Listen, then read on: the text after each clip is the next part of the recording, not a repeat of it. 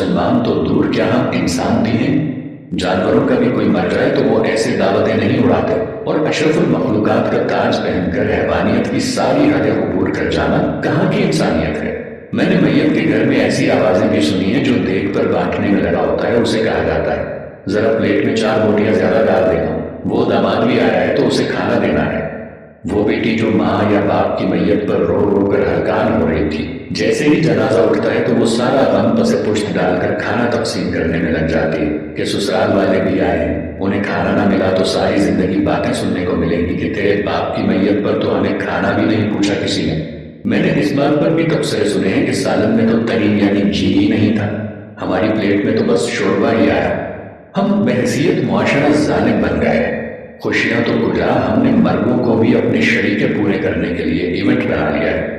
جب میں کہتا ہوں الہی میرا احوال دیکھ، حکم ہوتا ہے بندے ذرا نامہ اعمال دیکھ۔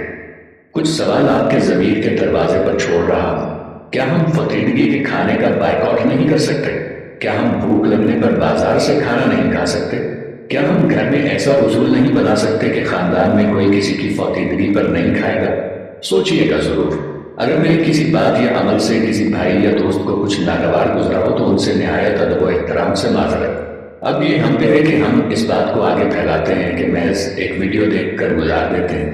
بات مناسب لگے تو ایک لمحہ ضائع کیے بغیر شیئر کر دیجیے گا تاکہ اصلاح کا یہ سلسلہ جاری و ساری رہے۔ جزاکم اللہ خیر۔